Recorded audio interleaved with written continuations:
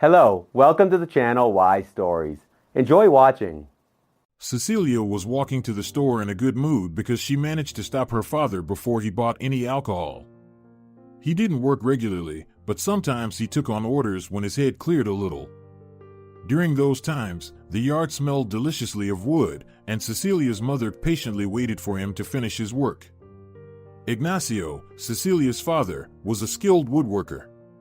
People in the village said that if Ignacio made a frame, there would be no need to putty the windows because everything fit so well that no wind could pass through. It was precisely this profession that turned her father into a quiet drunkard. He earned good money, and everyone considered it a duty to give him some alcohol for his work. A year after her father started drinking almost every day, her mother also began to drink. At first, it was just for company, but then because of the sorrow for their life together. For some reason, Cecilia felt sorry for her mother, but not as much as for her father. Her mother was always nagging and never said anything affectionate. She nagged at her father and scolded her, but she didn't amount to much herself. She never even worked, although it was not accepted in the village. Cecilia entered the store. "Hello, Adela." The saleswoman was a beautiful, large woman. She smiled. "Hi, Cecilia, how are you?" Cecilia didn't have a chance to answer because there were other women in the store, and one of them spoke up. "How can you ask how things are going in that house? Everyone knows already. Cecilia, don't forget about your mother's debt." Cecilia became flustered and blushed, while Adela put her hands on her hips. "What's wrong with you, Nora? Have you completely lost your mind? What does Cecilia have to do with that debt? The girl has already suffered enough. And you're trying to provoke her here. You'll regret what you've said if I do the right witchy thing." Nora realized she had said something out of place and that the child was truly not to blame. She had been unlucky with her parents. She struggled with them but still managed to study well. Nora tried to make peace and said, "Don't get angry, I blurted out without thinking. You know it wasn't out of malice. And Cecilia, don't listen to me. Something is off with me today." Cecilia tried to smile, but it didn't quite work, and Nora hurried to leave the store so as not to linger in front of Adela. Everyone in the village knew about the stern nature of the only storekeeper. Even the men were afraid of her. They always behaved quietly, politely, and very decently in the store. Interestingly, Adela's husband was short, quiet, and uncommunicative. Their two sons resembled their father a lot, and from the side it could seem that Adela dominated her husband, making him so quiet. But the village still told stories about how Rodrigo won Adela over. There were love and respect in that family. "Cecilia, tell me what you need." "I would like some inexpensive pasta, some granulated sugar, and vegetable oil, please. And if possible, a small piece of liver for the gravy." Cecilia watched as Adela generously sliced the liver and hurried to say, "Oh, Adela, I don't have enough money for all of this." "It's all right, you can pay me later," Adela replied. "But you know that later," Cecilia hesitated. At that moment, another woman approached them, one of those who had been standing in the store. "Cecilia, take it. I'll cover the extra cost. You've helped me so many times," the woman said. She turned to Adela and continued, "Adela, also weigh out some candies." Cecilia felt like crying, both from embarrassment and from something warm that welled up inside her chest. She placed the money she had on the counter, thanked them, and left. Adela watched her thoughtfully as she walked away. "She's a good girl, but what will become of her? I hope she doesn't follow in her parents' footsteps," she wondered aloud. The woman who offered to pay for Cecilia spoke up. "She shouldn't. She has a better example in front of her." "That's the point, it's an example. But you're close to them, how are things there?" Adela asked. Clara, Cecilia's neighbor, waved her hand dismissively. "Oh, don't even ask. Ignacio spends whatever he earns on those rare days of his mental clarity. And that wretched Agata doesn't even try to change their lives. I honestly think if it weren't for her, he wouldn't drink like that. He's a good man, but she's a monster and will never say a kind word. Yeah, Ignacio is unlucky with his wife. It's amazing how Agata gave birth to such a girl, another customer chimed in. Adela, you seem to be out of touch. I don't understand. What are you talking about? At that moment, another shopper chimed in. Everyone in the village is saying that Cecilia is not their child. Adela waved her hands in disbelief. Oh, come on. You make up stories, who knows what. Adela, are you really not aware of what people are saying in the village? Although it's calmed down now, people used to talk a lot, the customer persisted. Adela grew curious. Well, tell me, what is this all about? Clara lowered her voice. Ignacio and Agata had been together for about 6 years, if not longer, and they had no children. Rumor has it they had big fights, and then they left, supposedly to change their environment, but they returned 6 months later with Cecilia. They said they didn't even know Agata was already pregnant. Do you believe that? She had been pregnant for 3 months, maybe even longer, and she didn't know.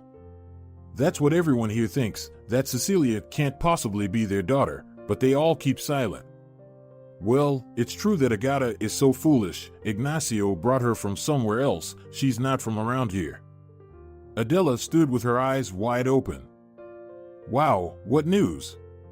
Why don't I know anything about this nonsense? Clara laughed. Well, you were on maternity leave yourself back then. Cecilia is just 2 months older than your eldest. And then, while you weren't working, things settled down. Adela leaned forward. Ladies, maybe we should find out everything and take Cecilia away from them? Clara sighed. It's not that simple.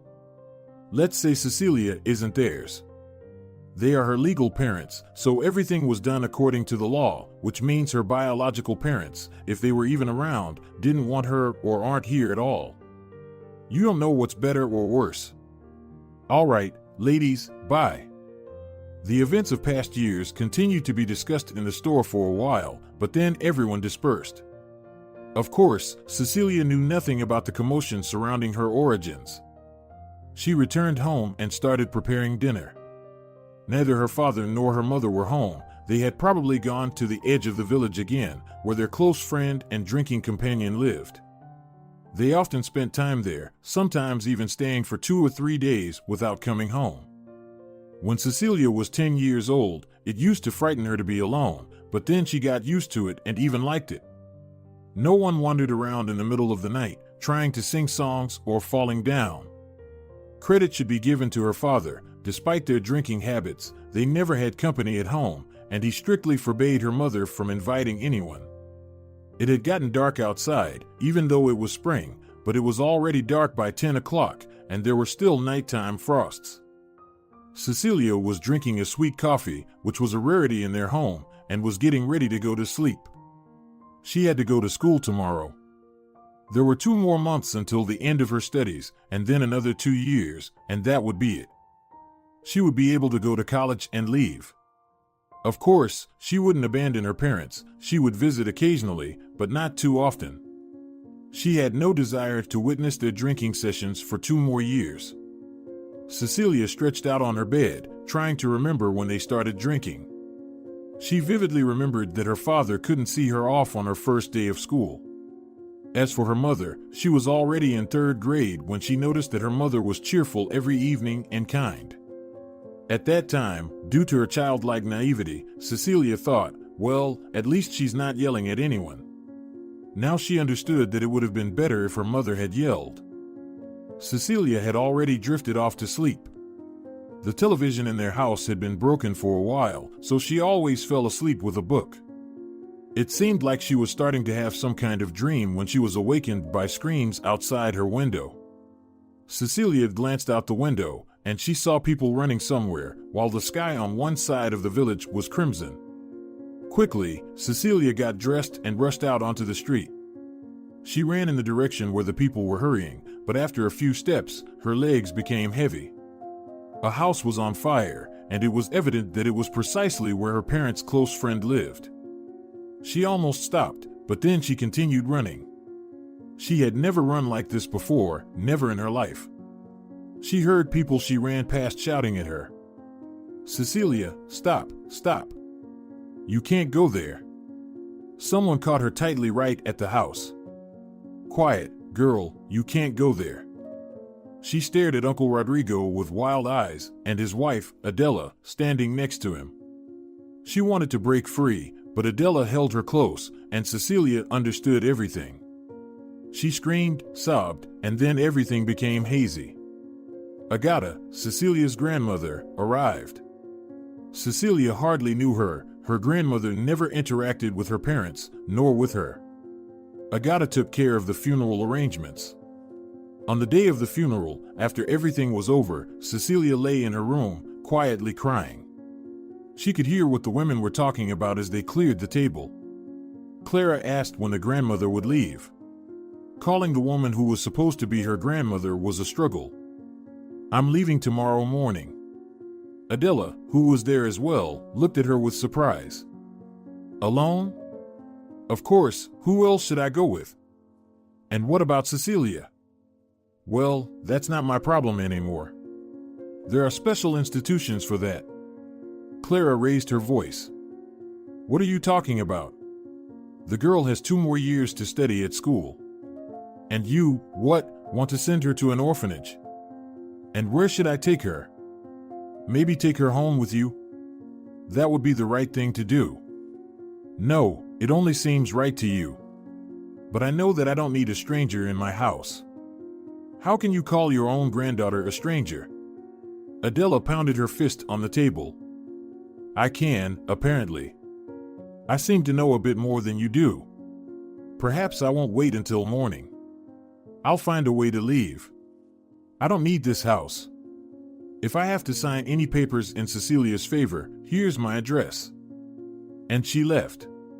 Cecilia heard the door slamming and immediately came out of her room.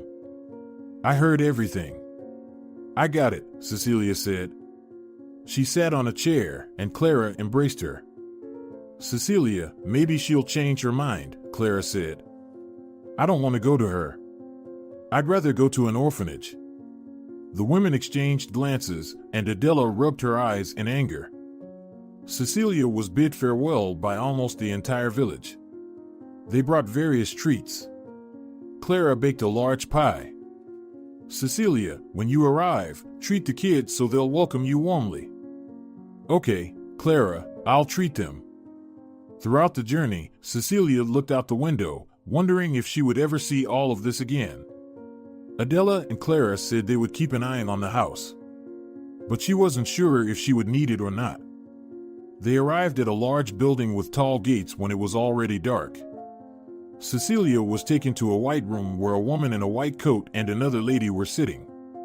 While the doctor or nurse was recording information from Cecilia's documents, the other woman approached her.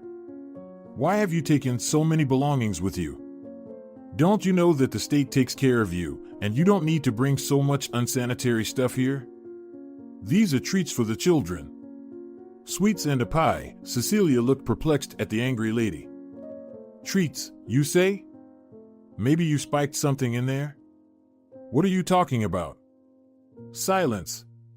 I'm taking all the treats." She took away all of Cecilia's belongings, inspected them, shook them, and left the girl with only 2 books and a bag of clothes. "And you can take this. But it's for the children. You'll learn your lesson soon enough. On the very first day, you'll end up in solitary." The woman in the white coat hurriedly escorted Cecilia away. "Bad luck for you. Today is Magnolia's shift. She may be a certified caregiver, but she has no heart. Don't be upset, she only does her shift every 3 days." "And who are you?" Cecilia wiped away her tears. "I'm Peter, your doctor. Here we are." The woman stopped in front of a door. "The older girls live here. Some have been here since birth, while others, like you, arrived recently. You'll get to know everyone gradually," she said, pushing the door open. Cecilia entered a large room with what seemed like 10 or 12 beds.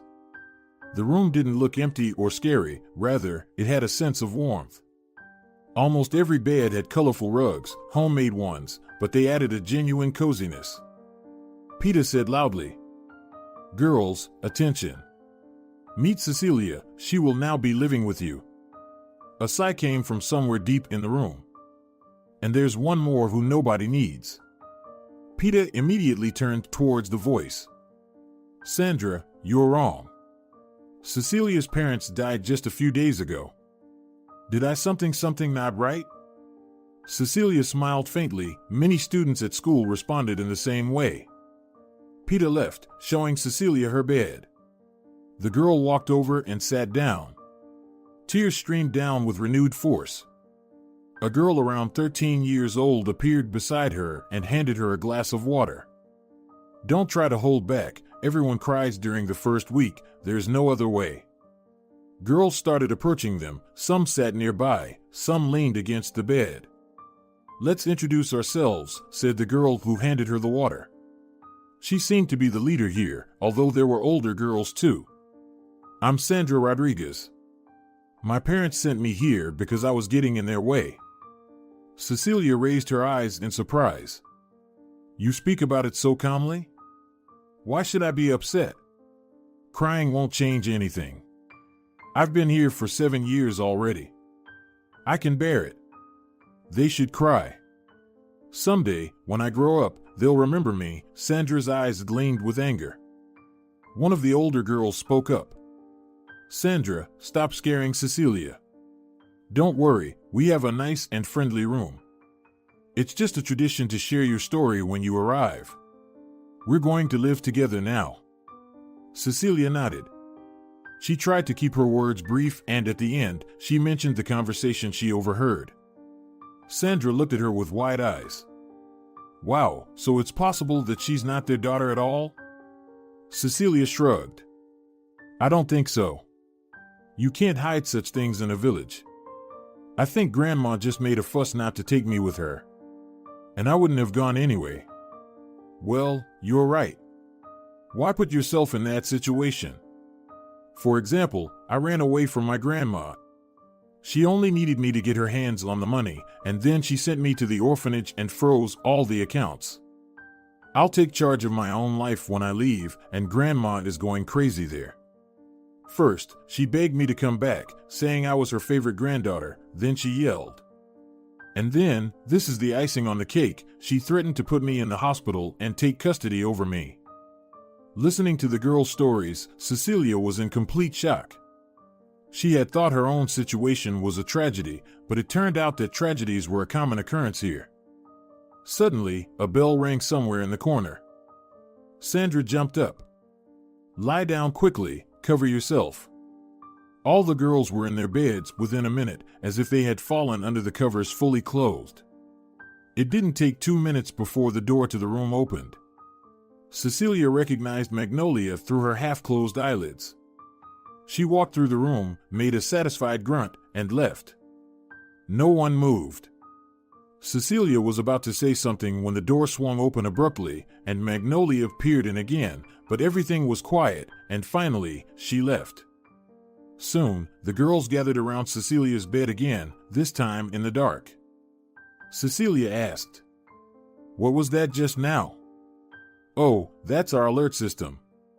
When the hellhound comes on patrol, they call us from the first room, and then we pass it on to the next, and so on." "Wow, why do you call her the hellhound? Who else is she?" "She is the hellhound itself. Angry and scary. I can see that no one here likes her. Can you imagine? I brought so many treats with me, the neighbors gave me so much, Clara even baked a pie. And she took everything away. That's terrible. And of all times, you had to arrive during her shift. The rest of us are normal." Sandra let out a long sigh. She was generally the most emotional and active one. "Well, let's go to sleep, she might come to check on us." Surprisingly, Cecilia fell asleep quickly. Perhaps the events of the past few days took their toll, or maybe she was just exhausted. In the morning, they were woken up for breakfast and activities.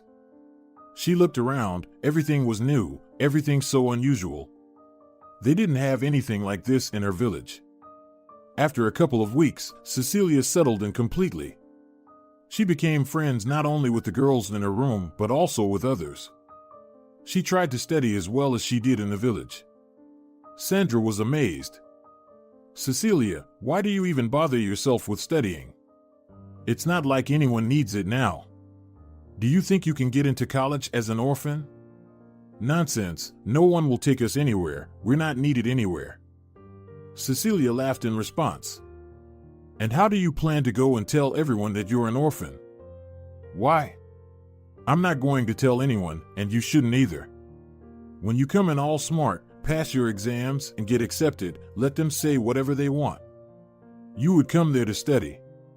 Sandra seriously pondered Cecilia's words, but then said, "No, it's not for me. I have a different goal in life." "What goal is that, I wonder?" Sandra moved closer to her. "You know, I can't wait to grow up. When they release me from here, I'm going to rob, let's say, a bank and find my parents. They left to work abroad, or so they said, that's why they abandoned me, you know? They gave up their child to go where a better life awaited them."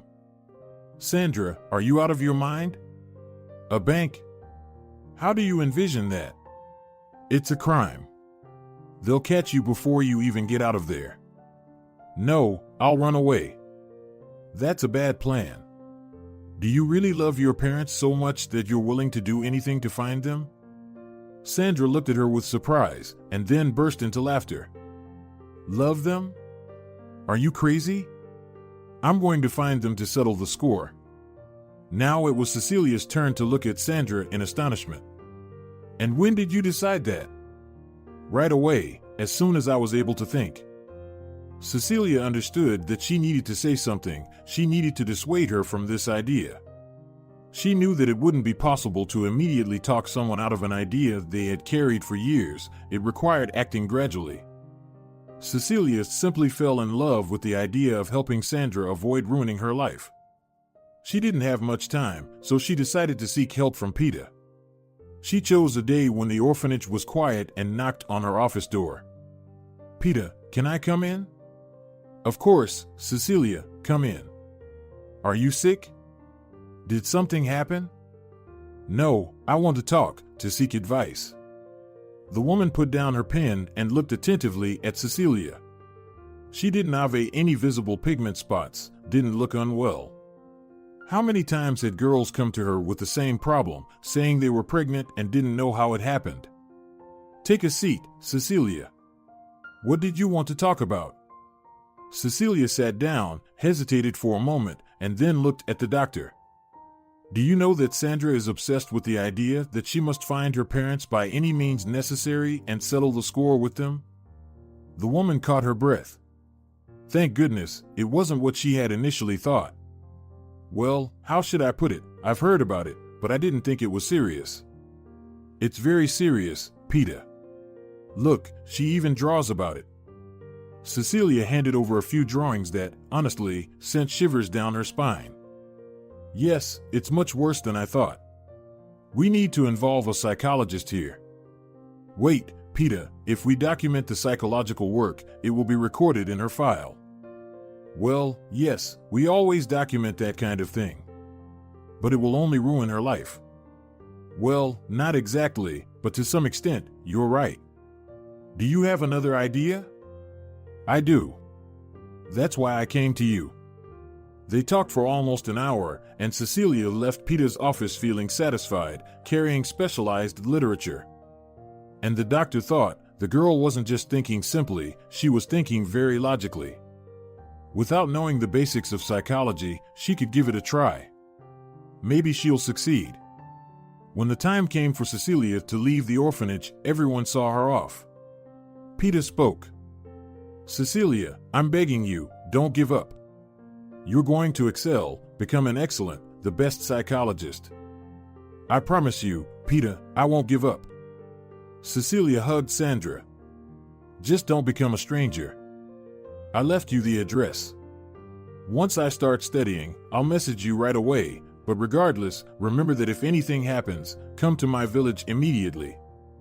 It doesn't matter if I'm there or not. I'll go there for a month. I'll let Clara know. Do you get it? Sandra was crying. I get it. Sandra, be a good girl. We will definitely find each other. Cecilia got admitted without any major problems. Later, when the admission lists were posted, the dean approached her. Cecilia, why didn't you mention that you're from an orphanage? Cecilia immediately tensed up. Why does it matter? The dean became flustered. No, don't get me wrong, nothing like that. On the contrary, there would have been some concessions for you. Why? I passed the exams, or is it assumed that children from an orphanage are not as capable? She completely bewildered the dean. He was wise and had seen a lot. Honestly, we've gotten used to the fact that children from orphanages always try to use their orphan status. And here, he received a genuine response as he watched Cecilia leave, thinking that if she wanted, she could achieve anything. Unlike those who spent their time at the university idly, Cecilia studied. Approximately every 2 to 3 months, she would visit the village. The first time she came right after leaving the orphanage. She got off the bus and froze. Everything was so familiar, everything was so beautiful. She hadn't been here for almost 2.5 years. It seemed like everything remained the same, yet everything had changed. She walked slowly, as if absorbing everything she had been deprived of recently. The path from the bus stop to her house led through the village store. Of course, Cecilia couldn't just pass by. She entered and stood to the side. There were few people, and Cecilia stood there, examining the shop windows. Adela glanced at her and went to serve another customer. When there was no one left in the store, the woman asked, "Can I show you something?" Cecilia turned to her, and her lips automatically stretched into a smile. "Hello, Adela." The woman stared at her for a moment, then her eyes widened. "Cecilia, it can't be you." She came out from behind the counter and rushed to hug the girl.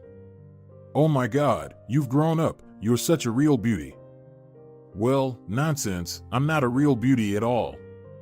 The door of the store opened, and Clara entered. "Hello, who are you hugging like that?" Clara looked at Cecilia with curiosity and suddenly stopped smiling. "It's me, Clara." She had to hug with Clara for another 5 minutes.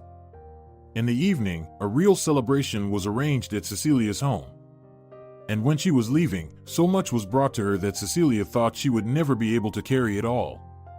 She enjoyed studying so much that she was willing to spend day and night at the university. By the way, Cecilia became friends with the same dean she talked to during her admission. Now she felt embarrassed in front of him. Well, she had almost been rude to him. Somewhere during her 3rd year, Cecilia was returning from a party. It was a classmate's birthday. The evening was warm, the sky beautiful, and although it was quite late, Cecilia decided to take a walk.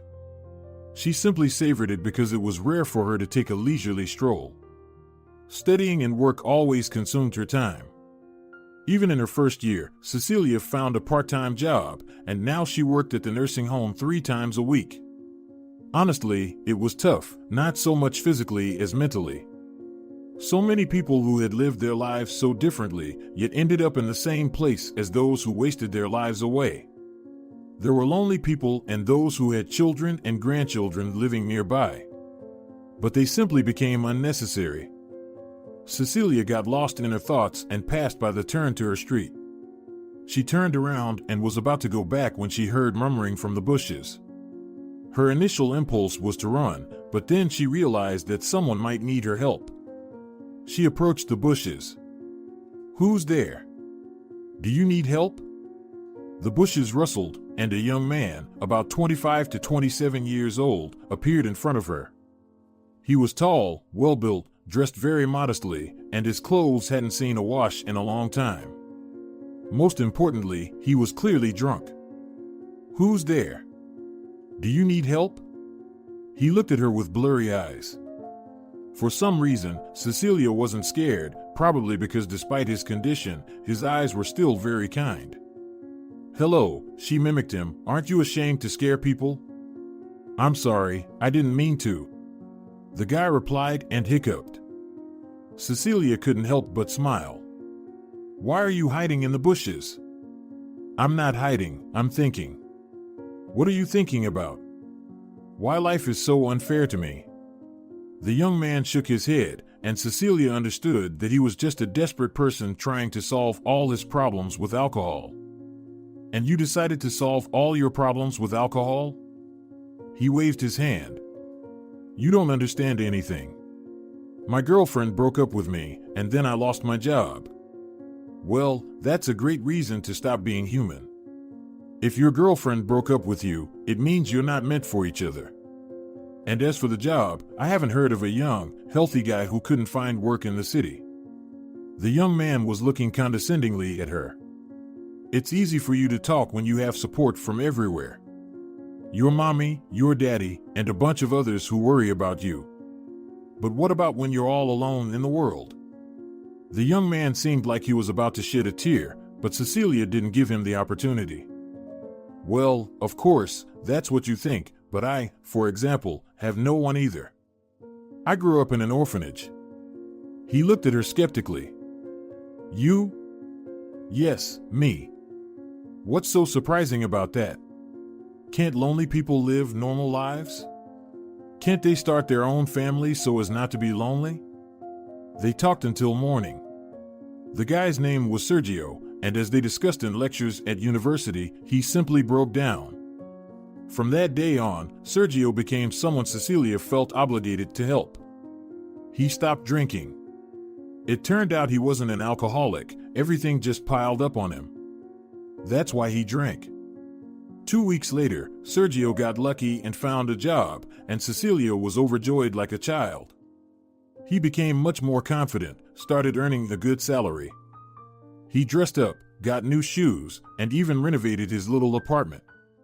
Cecilia insisted that Sergio enroll in various courses. He resisted as much as he could. Cecilia, but why do I need all this? Tell me. Sergio, you need to be prepared for any situation.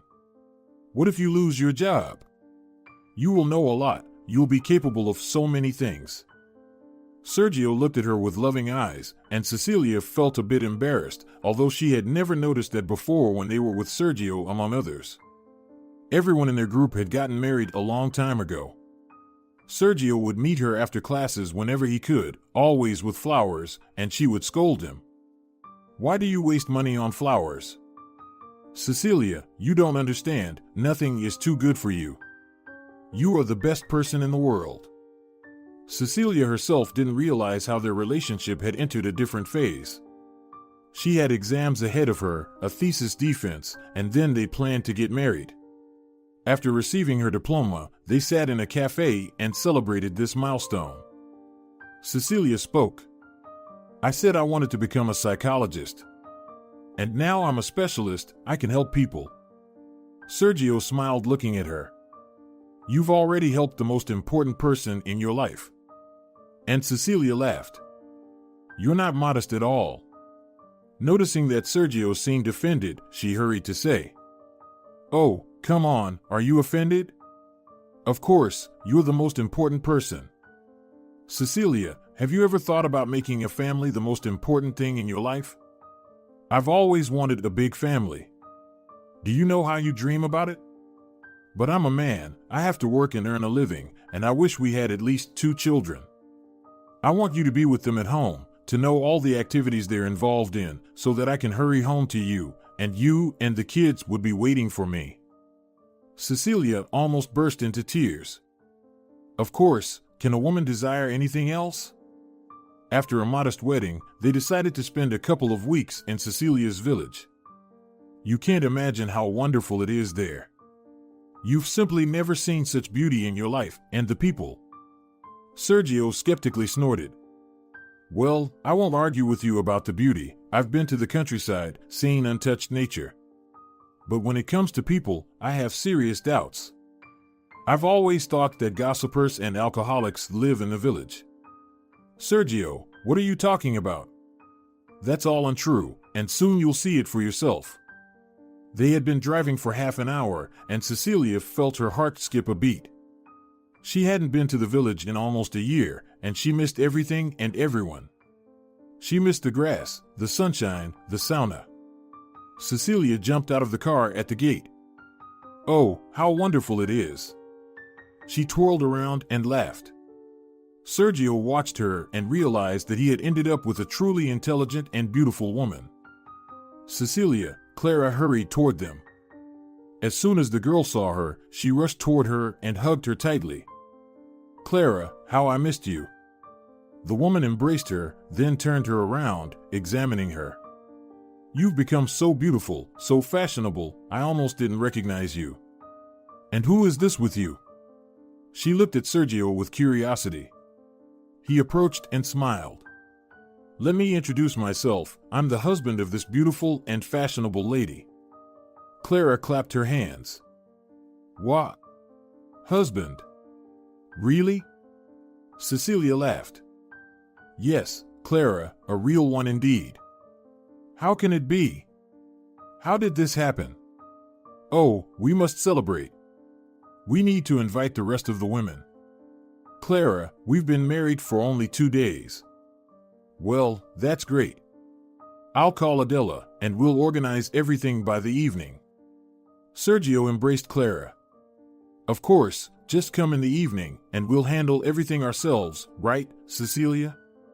She looked at her husband with loving eyes. He was so good and understanding. "Of course." Clara rushed away as fast as her age allowed.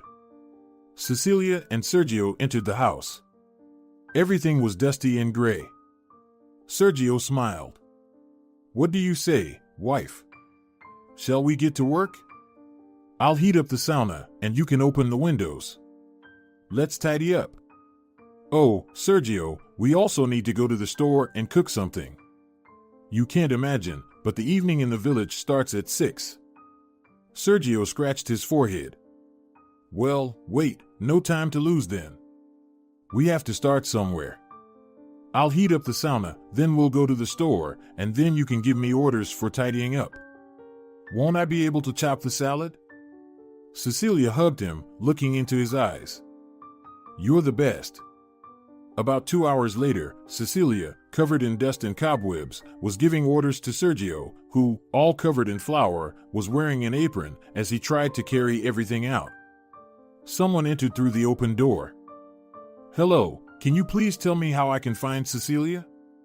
Cecilia turned around, but the woman, or rather, the young girl who had arrived, was standing against the sun, making it difficult to see her. Sergio came out from the kitchen. "I'm Cecilia, do I know you?" She took a step closer and was stunned. The girl was looking at her with tear-filled eyes. "Hello, Cecilia." "Sandra, it can't be you, my dear Sandra." The girls embraced and burst into tears. Of course, Sergio knew about Sandra, knew that Cecilia had been searching for her but couldn't find her. He knew that Cecilia had been very worried. After waiting for about 15 minutes, he decisively approached them. "All right, ladies. You'll have plenty of time to cry later. We have work to do now. Guests will be arriving soon, and we can't afford to waste time." Sandra looked at him fearfully, while Cecilia laughed.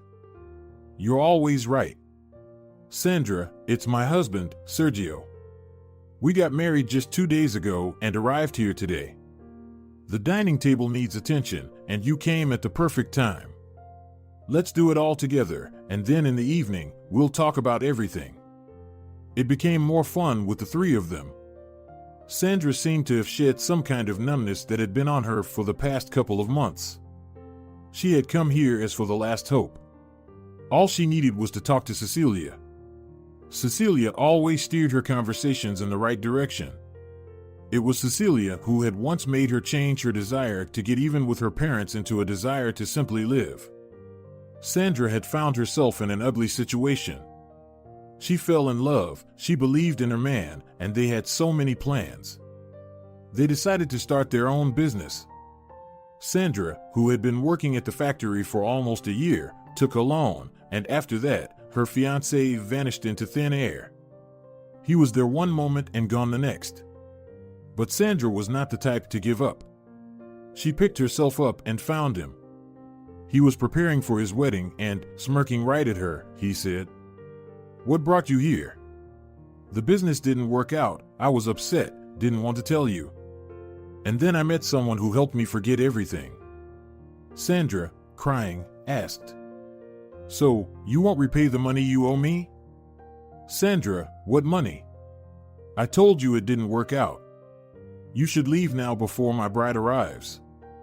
She's very jealous and very vindictive, and her father is a powerful man who could crush you without leaving a trace." Sandra knew perfectly well that he was lying to her, but what could she do now? The investigators had already told her that she had willingly given him everything. Sandra cried at home for 2 days, and then she took 2 weeks off and went to the village, to the address that Cecilia had given her once. She didn't hope for anything, or maybe she did hope that one of the neighbors would give her Cecilia's contact information. She didn't need anything from Cecilia, just to talk. But when she saw her, and with a young man beside her, she became flustered. Maybe Cecilia was too busy to see her, but Cecilia welcomed her as if she were family. Within an hour, Sandra, albeit temporarily, forgot about everything that had happened to her. She happily helped with tidying up, and then she helped Sergio, who turned out to be a very cheerful and good-natured person. Somewhere deep down, envy pricked at her. Look how effortlessly everything worked out for Cecilia, while nothing seemed to go smoothly for her. In the evening, a lot of people gathered in Cecilia's yard. Sergio was worried that they wouldn't have enough food, but there was no need to worry. Everyone brought something with them. Some brought salads, others brought homemade sausages, and someone brought a pot of hot potatoes. And, of course, almost every household brought their own homemade liqueurs and stronger spirits. The next day, at a family council meeting, after hearing Sandra's story, Thai decided to help her. Sergio immediately suggested talking to his colleagues to see if they could hire Sandra at his workplace.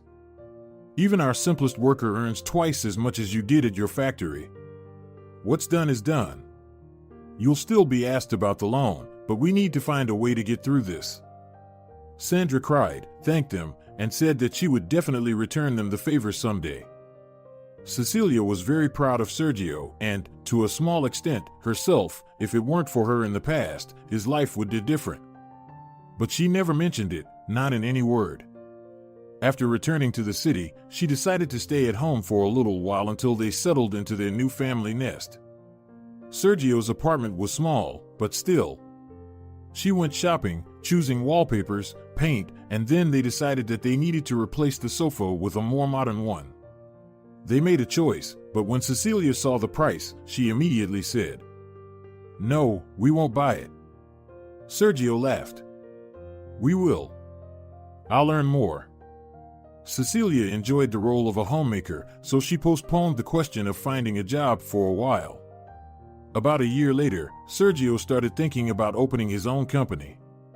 Cecilia saw how he couldn't make up his mind, but she really wanted him to succeed. "Sergio, something is bothering you, isn't it?" "I can see it," she said. He smiled at her. "I keep forgetting that you see people through and through." "Yes, Cecilia, I've calculated everything several times, but who knows what kind of employees we'll get, what kind of suppliers. It's impossible to plan everything." "That's good that you think everything through. You know what? Let me come with you to the interviews. I'll be able to see what kind of person they are," Cecilia suggested. "Wow, Cecilia, that would be wonderful," he replied. "Well, of course, we're family after all." After the company was already open, Sandra came to visit. "Sandra, why don't you visit more often?" Cecilia asked. "Well, you have your own business now. You've opened a company." "Oh, stop it. It's just starting to work. Who knows what will come out of it?" Cecilia replied. "No, with Sergio, you can be sure of success. You both have got what it takes," Sandra said confidently. Sandra stood up and walked around the kitchen. "Oh, if only I could meet someone like Sergio. I would also turn my life around." Cecilia didn't quite like her words, but she smiled and replied, "Then take anyone and mold them into your own Sergio." Sandra looked at her as if she were crazy. "Me? But you know that I want everything and right away." Cecilia laughed. "Sandra, but you're already grown up. You know perfectly well that it doesn't work like that. But why doesn't it work out this way?" Sandra pouted and sat back down, poured herself a full glass of wine, and downed it in one gulp. "What kind of life is this? You want one thing, but it always turns out to be something else." "But it's not just you who have the same problems," Cecilia replied. "Cecilia, tell me, how did you and Sergio meet?" Cecilia shrugged. "Well, just on the street, nothing romantic." "Well, there you go. I thought there was a whole romantic story behind it." "No, it's just like everyone else." Cecilia would never tell anyone the story of how they met. The only thing everyone knew was that both Sergio and Cecilia came from an orphanage. "Cecilia, could you please talk to your husband?" Sandra said. "About what?" "Well, when there's a job opening, have him take me in. I feel more at ease when one of you is around." Cecilia smiled. "Of course, I'll talk to him, Sandra." They stayed up late talking and didn't even notice when Sergio came home. He turned on the light in the kitchen. "So, are we having the late-night gathering?" he asked. Cecilia laughed as she watched Sandra blink her eyes from the bright light. She kissed her husband, and Sandra jumped up. "Oh, damn, I got carried away. I have to work in the morning." Sandra pecked Cecilia on the cheek, glanced at Sergio, their eyes met briefly, and they quickly looked away from each other. Cecilia fell asleep quickly, probably due to the alcohol, while Sergio stared into the darkness, lost in thought. It happened a month ago. He sat in his new office, which was still empty. Outside the window, it was deep evening, and Sergio tried to arrange the furniture himself so as not to burden the workers. Suddenly, the door opened, and to his surprise, Sandra walked in. "Oh, Sandra, what are you doing here?" he asked. She didn't answer, walked around the office, and for some reason, lowered the shutters. She had a bottle of wine in her hands, and, in general, she seemed different today. Her hair was down, and Sergio had never seen it down before. It turned out to be wavy and soft, visually appealing. Cecilia wore a long coat cinched at the waist with a belt. "I came to congratulate you," she said, extending the bottle of wine. "I also brought a corkscrew." Sandra took out a corkscrew from her pocket, and only now did Sergio notice that the girl was already drunk. He opened the bottle, took out 2 teacups. "Yes, I was drinking alone at home." "You see, Sergio, I don't even have anyone to have a drink with," she said, looking at him with sad eyes, which made him feel awkward. "Well, come on, I'll have a drink with you," he said. They drank, and Sandra burst into tears. She started telling him about how she wanted to live, how nothing worked out for her. Eventually, Sandra broke down, but Sergio didn't know what to do. He hugged her, wanting to comfort her, but the girl suddenly undid her belt, and the coat fell to his feet. You forgot your dress," he said. Sandra stood there silently, and Sergio still didn't understand how it all happened. Was it the wine they drank, or the atmosphere, or Sandra, who was so close? Then he apologized to her, but she waved it off. "Stop it, that's why I came here," Sandra said. "Sandra, we won't tell Cecilia anything, right?"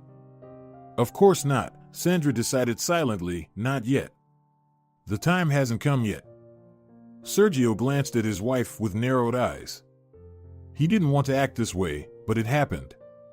And overall, he wasn't at fault, it was all her friends' doing. So Cecilia was to blame herself for having friends worse than enemies. Though today, when he saw Cecilia, he felt a sudden rush of heat. He immediately remembered, almost felt what she was like. She was different.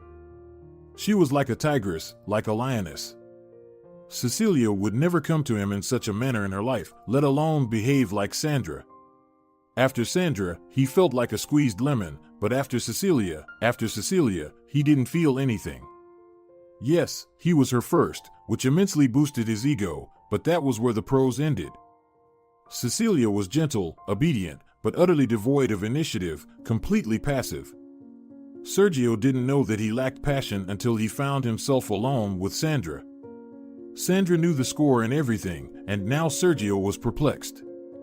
He loved Cecilia, but he also needed Sandra. Before falling asleep, he had time to think. After all, he was a businessman now, and all businessmen, even as small as he was at the moment, should and must have both a wife and a mistress. In the morning, when Cecilia served breakfast before him, Sergio asked, "Cecilia, you seem mysterious. Did something happen?" "No, Sergio. I need to talk to you, or rather, ask you a favor." "What is it?" "You see, Sandra says she feels more comfortable when we're around. Well, she can't stay at home with me. So, she asked me to talk to you on her behalf. Maybe someday you'll have a place for her." "Excellent, let her come. I actually need someone to take care of paperwork." And Cecilia pondered for a moment. "Sergio, is there anything else? I would gladly take care of paperwork. It's boring for me to stay at home." Sergio tensed up.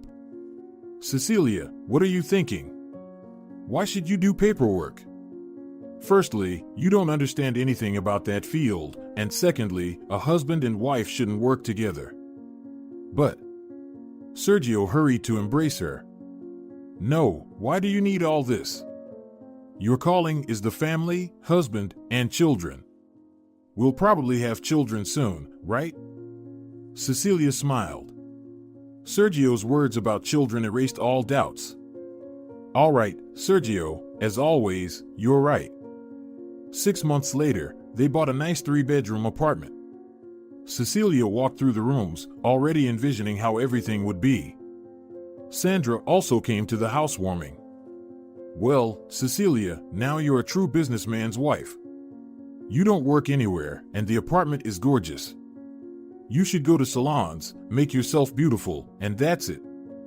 Cecilia smiled. "Beauty salons? I already like everything as it is." Sandra glanced at her friend and thought to herself. And it was right, she should have gone there. Her hair was colorless, her lashes were never touched by mascara, her nails were neat but trimmed to the root. Of course, manicures hindered doing household chores and moving furniture. "Oh, Cecilia, you healed people's souls but buried your own," thought Sandra. But on the other hand, it worked in Sandra's favor because Sergio couldn't do without her anymore. And Sandra did everything to make him constantly think of her. About a week after moving, Cecilia noticed something was wrong. Her husband was irritable, always responding inappropriately. Cecilia sat him down in front of her. Nobody but her could help her husband regain emotional balance. "Sergio, what's going on with you? You haven't been yourself lately." He flinched and looked at Cecilia. "No, she definitely doesn't know anything. Cecilia, I've been offered a deal. You see, if I agree and do everything right, it will instantly elevate my company several steps higher. But if I fail, the company could be closed." And Cecilia smiled. Well, now she can be useful to her husband, as always when he was in a dead end. "Sergio, let's start from the beginning. Have you done something similar before?"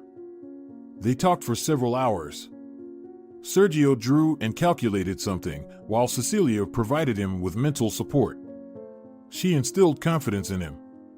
Sergio went ahead with the deal.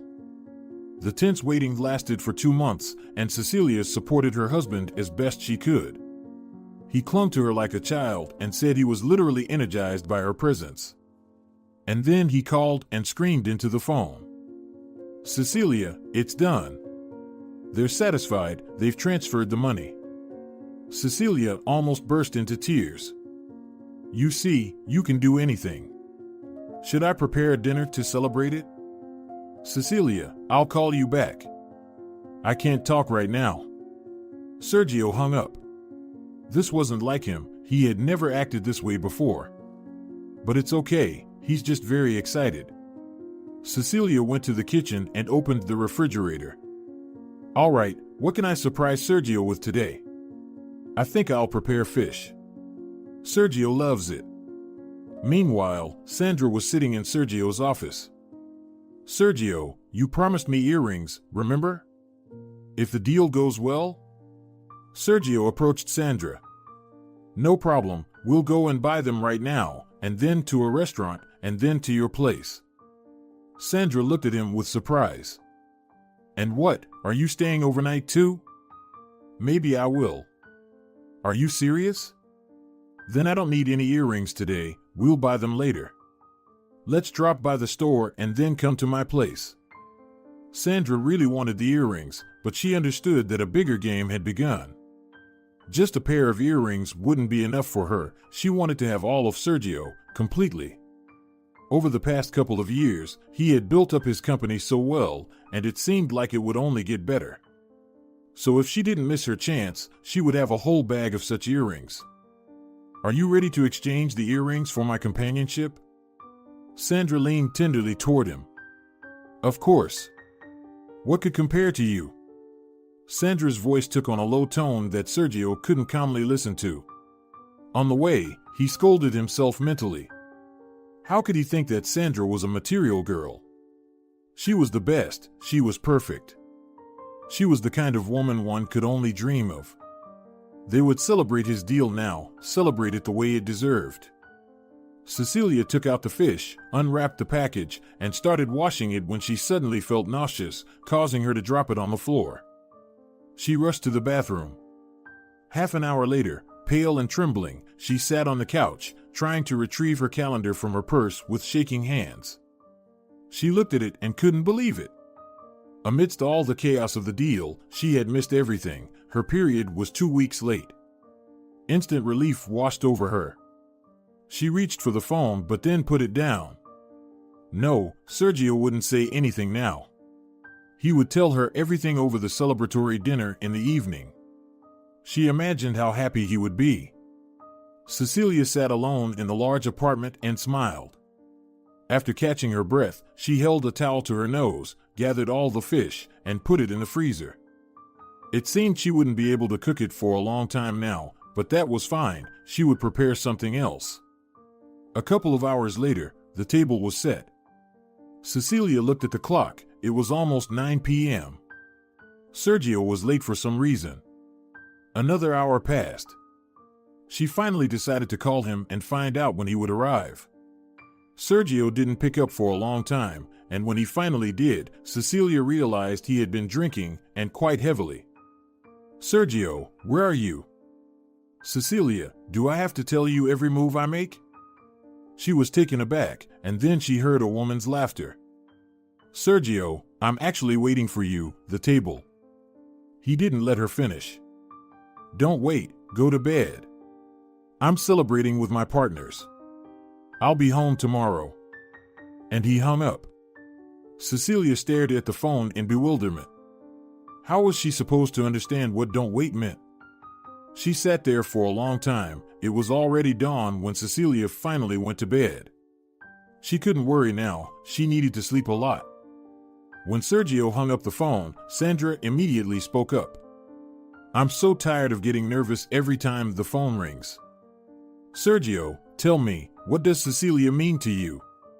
Just an ordinary housewife, sitting around doing nothing. Aren't you bored with her? Sergio leaned back on the pillow. Boring. You know, she's more like a mother to me than a wife.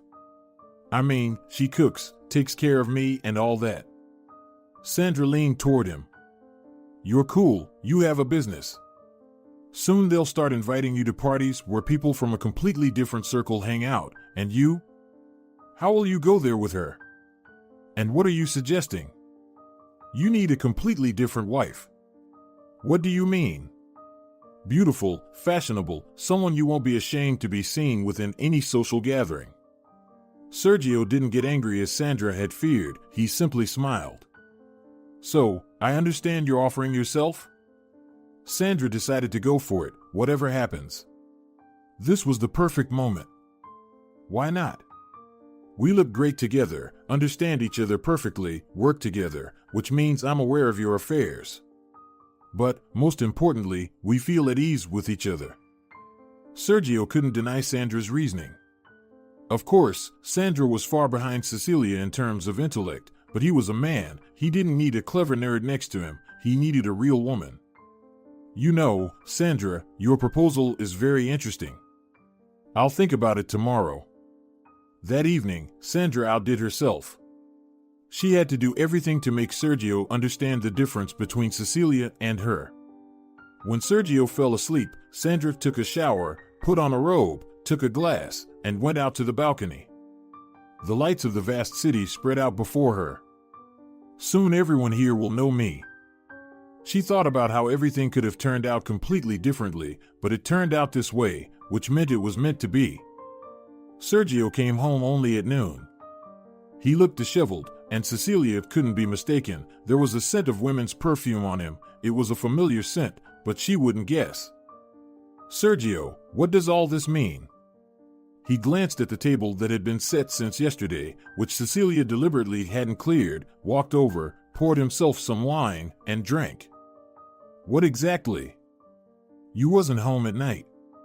Yes, so what? Cecilia was taken aback. She didn't expect him to speak to her like that. At the very least, she expected him to apologize. Cecilia, I'm going to sleep. You know, I wanted to tell you that I'll have a lot of work now. You'll be alone all the time, and the weather outside is so beautiful. Maybe you should go to the countryside? Cecilia didn't have time to reply. He closed the bedroom door behind him. She also packed up and went outside. She wandered around for a long time, not knowing what to do, and by evening, she called her friend. Sandra, hi, can we talk? No, what's wrong with your voice? Let's meet, I need to talk. I don't know what to do. Of course, where are you? 30 minutes later, the friends were sitting in a cafe. Cecilia was telling Sandra what had happened. You see, it's like he's distancing himself from me, like he's become a stranger. And today, he even announced that he'll be busy and suggested me to go to the countryside to relax. You know, I didn't even get a chance to tell him the most important thing. Sandra looked at her with raised eyebrows. And what is the most important thing? Cecilia smiled. I'm pregnant. Sandra froze, staring at Cecilia with wide eyes. Are you serious? It can't get any more serious. Congratulations. That's wonderful. Thank you, Sandra. I'm so glad to have you. Sandra smiled. Well then, my friend, don't let anyone trample over you. You used to be my psychologist once, and now I'll be yours. If he's behaving like this, it means he's confident that you won't go anywhere. We need to convince him otherwise. You know why he mentioned the countryside? Because he believes you won't go anywhere and will obediently wait for him day and night, but that's no good. What should I do then? You need to go. At least for a couple of weeks, and under no circumstances should you tell him about the pregnancy. Why? Damn it, Cecilia, have you lost all your skills?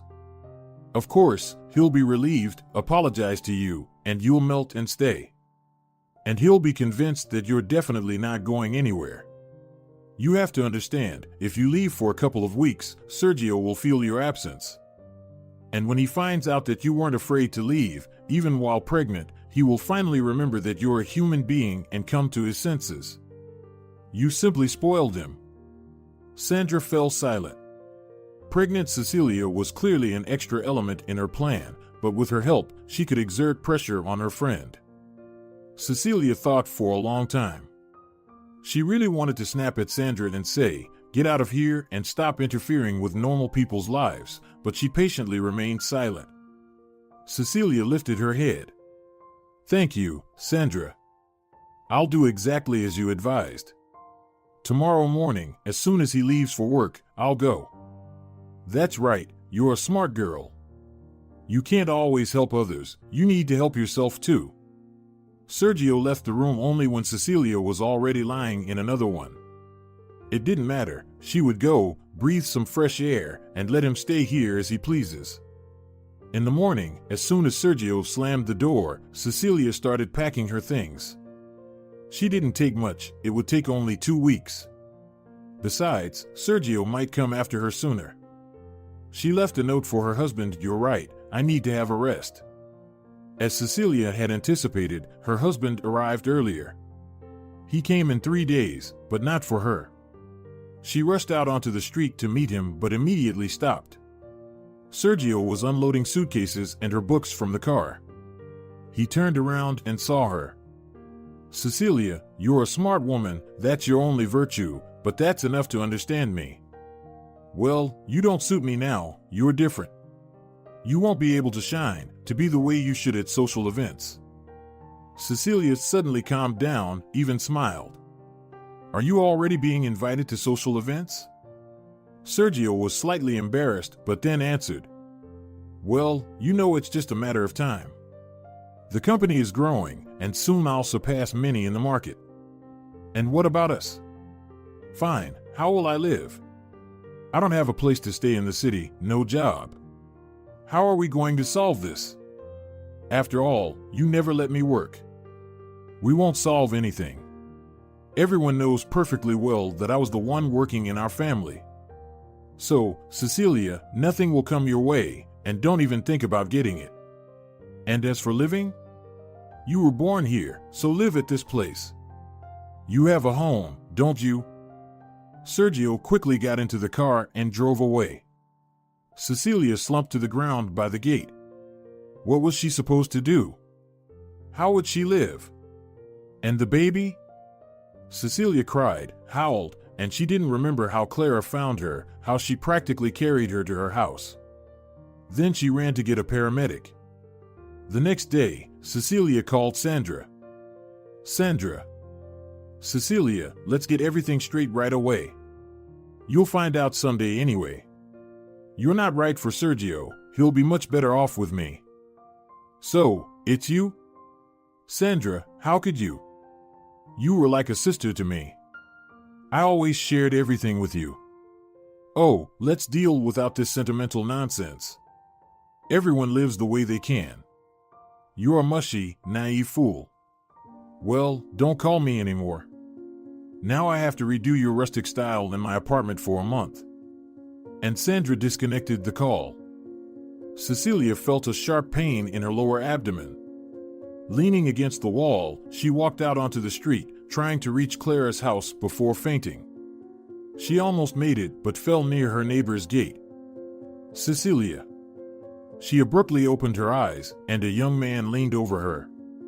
Judging by the white coat, he was a doctor. "Oh, how did I end up here?" "Hello to you too.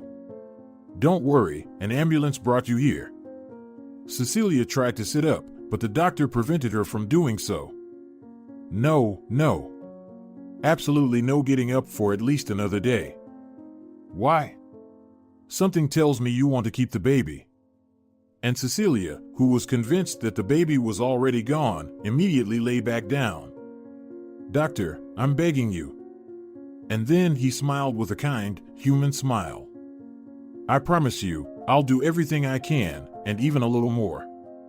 The doctor's name was Jamie. He was the head of the department where Cecilia was admitted.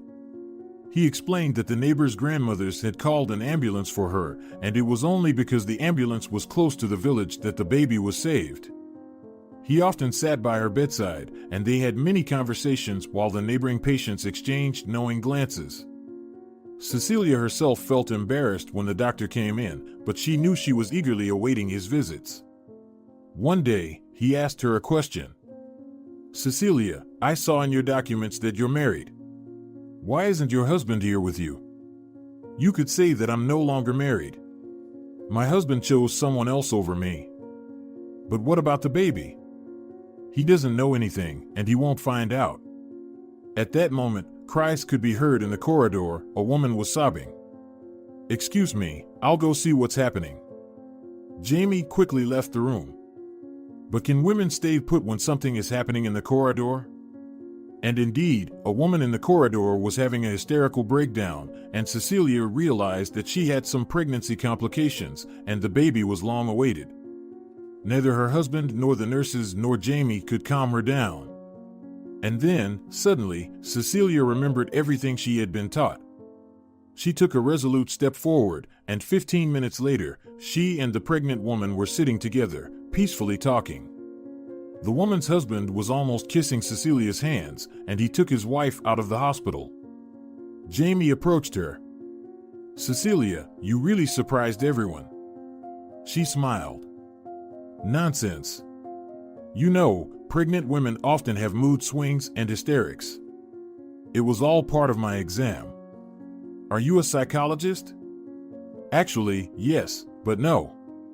I studied to be a psychologist, but I never practiced it a single day."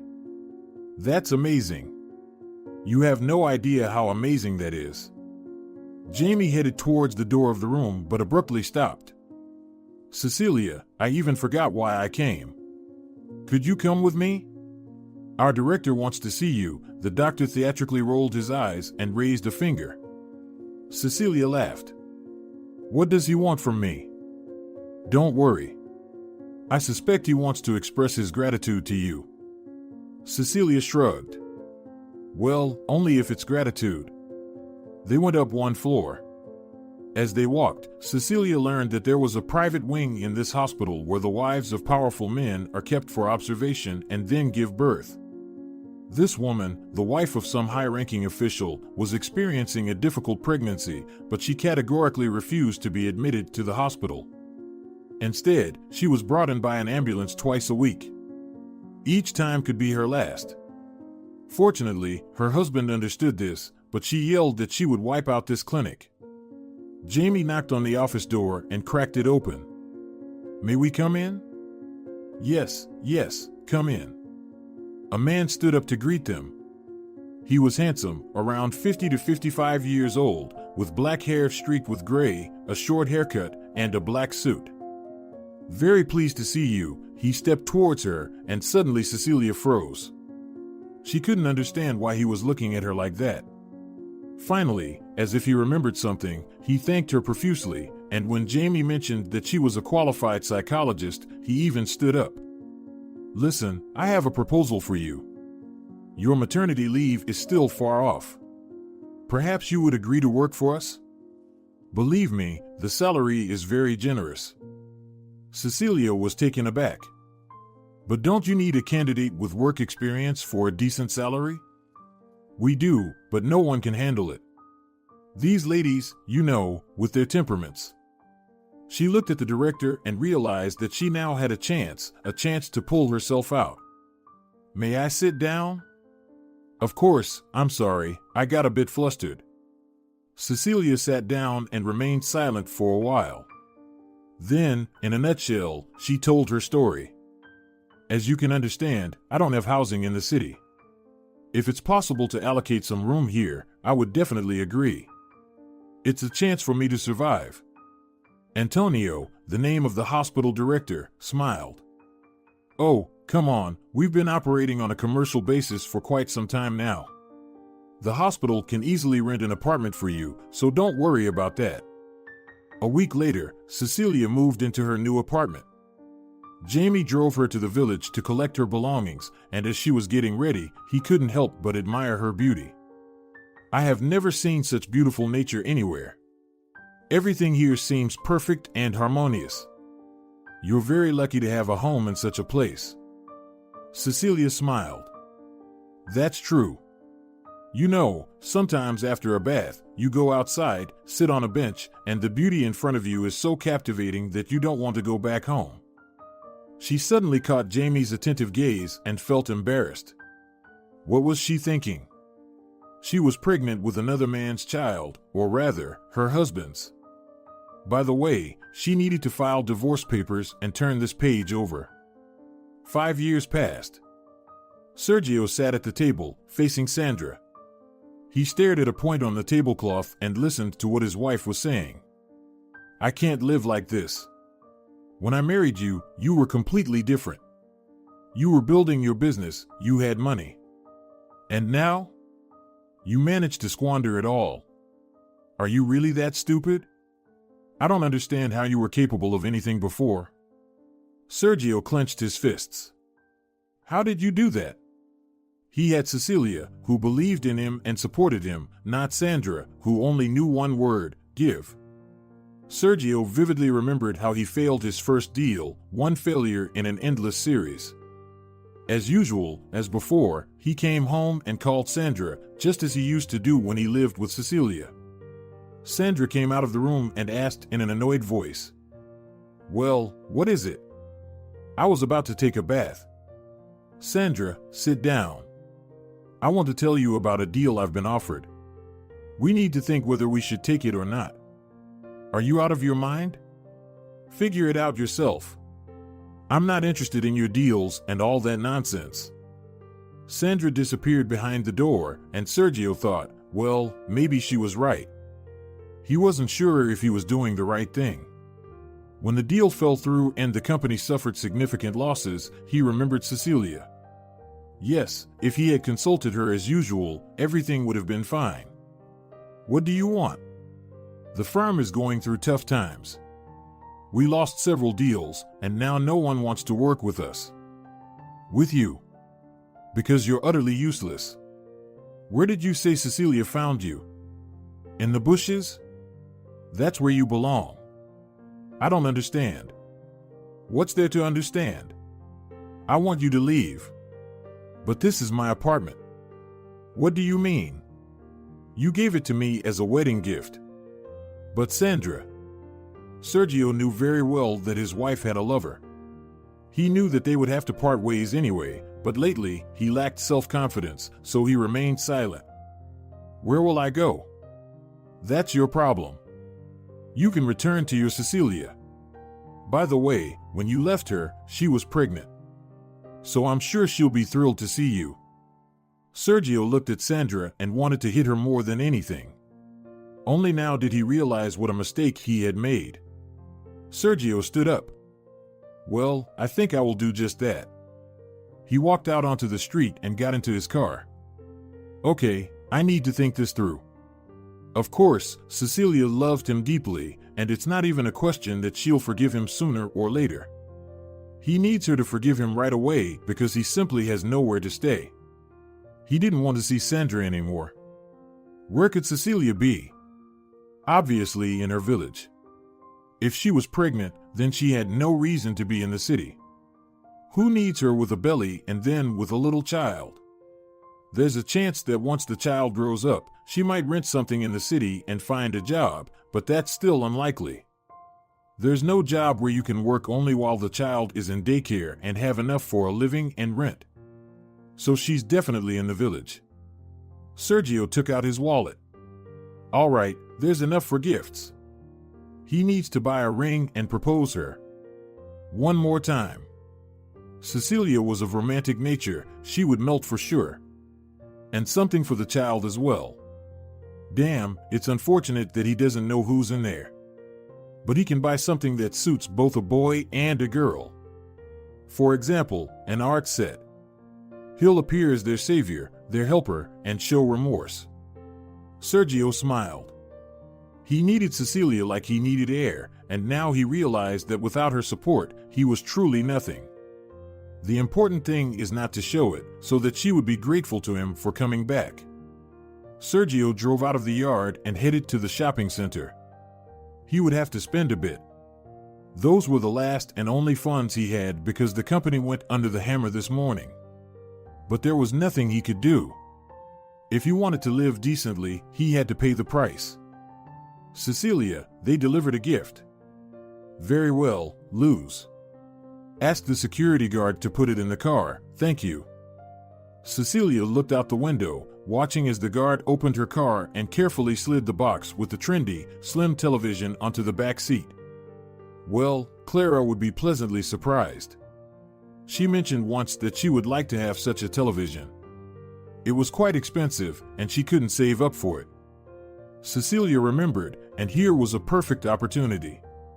A week ago, their neighbor called and invited their family to her anniversary celebration. Cecilia, I understand you're a busy woman now, but I would really love for you to come. And Valerio, and Arturo, and Antonio. Of course, we'll come, Clara. How old will you be? 18. Clara laughed. It would be nice to be 18, but unfortunately, I'm 75. Cecilia hung up and smiled. Yes, now she was very busy. She was a sought-after psychologist with her own office. Of course, thanks to her father. Antonio came to her new apartment just 2 days after she moved in. Cecilia was very surprised to see the chief doctor at her doorstep, and even more surprised when she saw his eyes. They were red, weary. Of course, Antonio, please come in. He entered and sat on the couch. Cecilia, I came to tell you a story. Honestly, I don't know how you'll take it, but I have to. I want to start by saying that I didn't know anything until I saw you. Many years ago, I was a young and handsome man and I fell in love with a young and beautiful girl. I was young, passionate, and quite good-looking myself. We started dating and I realized I wanted to marry her. We wanted to get married. Laura was an orphan, so we decided to have a small civil ceremony and a modest celebration. But on my bachelor party, I got drunk. I don't even know how it happened. Although that doesn't justify my actions, I ended up spending the night with someone else. Someone told her about it, and we had a terrible argument, and she broke up with me. I didn't try to reconcile. No way, I was too proud. Later, of course, I regretted it, but I couldn't find her. She simply disappeared. No one saw her. At work, they said she had resigned and was planning to leave. 10 years later, I met her old friend. She told me that Laura didn't survive childbirth, meaning she was pregnant when she left me. Neither she nor the child survived. When I saw you, I nearly lost consciousness. You and your mother are like two peas in a pod.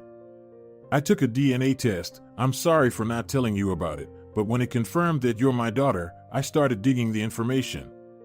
Laura did give birth, but she didn't survive, and the child, you, were immediately taken away. Laura apparently had a second cousin who, for some reason, didn't have any contact with her, and that cousin's parents didn't want to take Laura from the orphanage. And then, somehow, they found each other, just when your mother needed to give birth. That's the story. Cecilia, I have no idea what will happen now. But I'm begging you not to reject me. I never got married because, as it turns out, I loved Laura more than I thought. I blamed myself all my life, and then I find out that I have a daughter. I would really like to help you. To try to make things right. I'm just very afraid that you'll push me away. Cecilia listened and couldn't believe her ears. Now everything fell into place, the gossip of the village women and her grandmother's words. I suspected this all my life, but I constantly pushed those thoughts away. It turns out, it was for nothing, she said, looking at Antonio, tears streaming from her eyes. Of course, I won't push you away.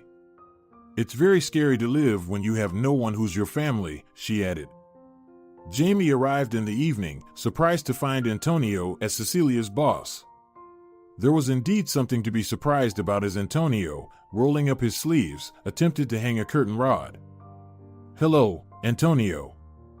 Hey, you're just in time, come on in, you'll help me, Antonio replied. Cecilia looked at Jamie with embarrassment. She realized that something was going on between them, but also understood that it shouldn't be like that. But then things started spinning and progressing. Before going on maternity leave, Cecilia worked at the hospital. Soon, acquaintances of her patients began approaching her for advice. And right before giving birth, Jamie proposed to her. She tried to dissuade him for a long time, explaining that she would soon have a child and that he didn't need a wife like her. But Jamie was adamant. He simply asked, "Just be honest, do you love me?" Cecilia was taken aback. "I do love you, but that doesn't mean." "That's it. Don't say anything else. I love you, you love me, and together we will love our child." When Arturo was born, his grandfather suggested that Cecilia open her own clinic. She might not have dared to do it on her own, but with the strong support of her father and husband, there was simply no chance of failure. Sergio drove to the house, composing a speech the entire way. It didn't come out very well, so he had to stop to think it over again. He even wrote down on a piece of paper what he needed to say. Well, he certainly wouldn't look at the paper, but it would help him remember. The house had transformed significantly. He sat in the car, surprised by the new windows and gates. The only thing that remained from before was the lilac bush by the entrance. It seemed strange, indicating that Cecilia wasn't struggling at all. This complicated matters. He would have to appeal to her love.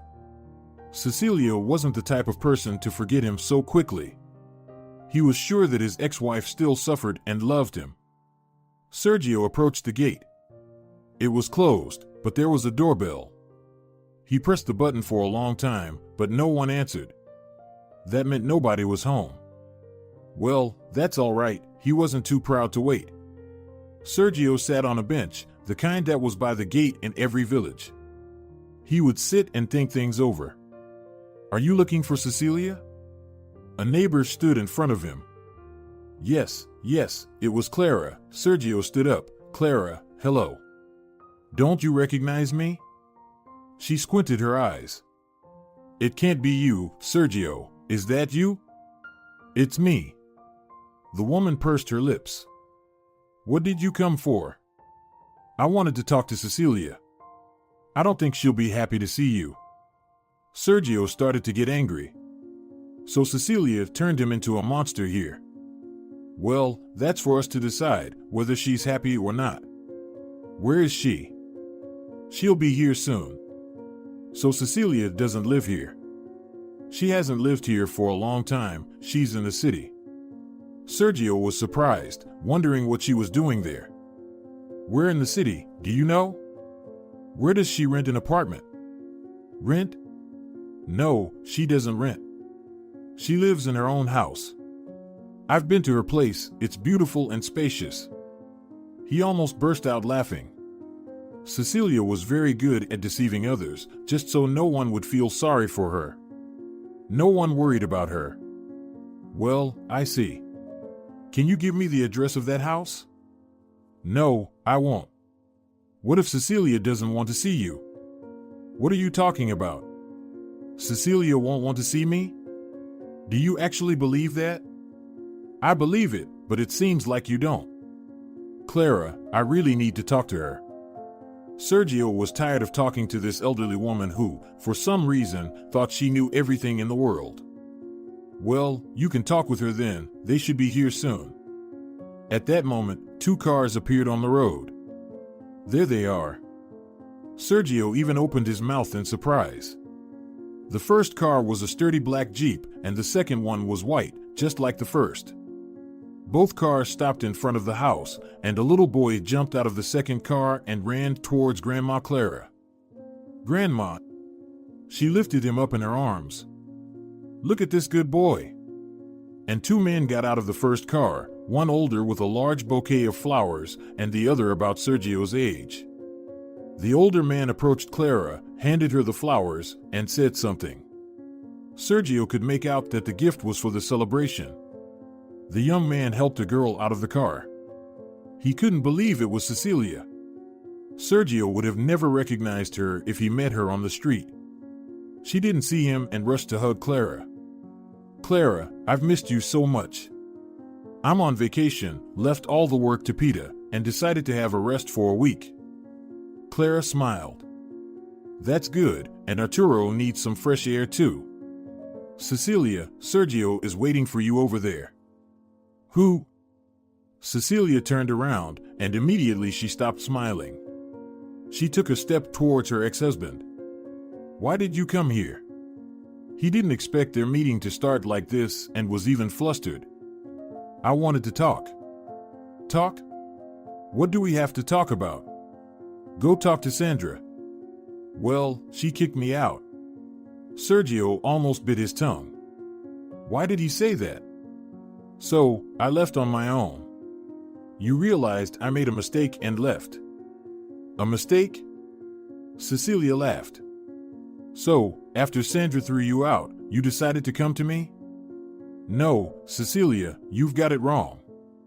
Sergio felt uncomfortable that Cecilia saw through him so quickly.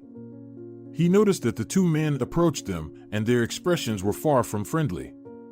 I just thought we had everything so good. We loved each other so much. Maybe we can try again. He already knew he was spouting nonsense. Cecilia had an engagement ring on her finger, and it wasn't just any ring, it was a fancy one. The young man also wore a similar ring. Sergio, I'm astonished by you. What were you thinking when you came here? That I would be sitting here, just like 5 years ago, waiting for you and crying on my suitcases? You left me with nothing, no money, no home. You knew I wasn't working, that I had nothing. And now, you show up as if nothing happened. Arturo approached Cecilia. Mom, who is this man? Sweetie, he's a complete stranger. He just got confused and is leaving now. Cecilia took Arturo's hand, and they disappeared behind the gates. Clara stayed to observe the men. Sergio felt out of place, but he had to do something. He looked at the young man. I understand you adopted my son? I would like to discuss the terms under which he won't find out anything. Maybe he could extract some money from this situation. Before Sergio realized it, a punch struck his cheek, and he found himself on the ground. The man leaned over him. If you ever show up again, I'll bury you. Antonio smirked. And I'll help. Clara smiled. And I'll give you the shovel. I have a good one. Sergio silently got up, dusted off his pants, and headed towards his car. His cheek was burning brightly, indicating a bruise. Well, it didn't matter. He would take care of his injuries later, and then this family would regret crossing paths with him. He accelerated so forcefully that the uprooted grass and soil flew in the air. He would show them all once he reached the city. However, he only ended up at the police station 2 days later, having run out of money and needing to take action. Over those 2 days, he had managed to learn a lot about Cecilia. The family had enough money, so it seemed like a viable option. They escorted him to the police chief's office after reading his statement. He entered the room. Take a seat. I see you want to punish Jamie? Yes, I do. Well, here's the thing. I already know you spent 2 days drinking. It comes with the job, you know. So you could get into a fight with your buddies, you understand that, don't you? And one last thing, if you try to ruin the life of a doctor with golden hands and a brilliant mind, I'll ruin your life. Did you get it? The police chief didn't bother telling this intoxicated man that if it weren't for Cecilia and Jamie, he wouldn't have a child, and perhaps not even an ex-wife. Sergio stepped out onto the street, and now what? He had absolutely no idea what to do. No support, no advice. Hey, man, can you spare some change? Then we can get a bottle. The person looking at him wasn't a homeless person, but someone who had already reached that point. And some snacks? We'll find snacks. I live in a private neighborhood, we can grab something from the garden. Sergio emptied his pockets, giving the man everything he had. The man was pleased. Oh, this should be enough for a couple of bottles. Stay here, I'll be right back. How much in our lives depends on the decisions we make, but Sergio realized too late how much he had erred when he betrayed Cecilia. If you're enjoying it as well, leave a like and subscribe.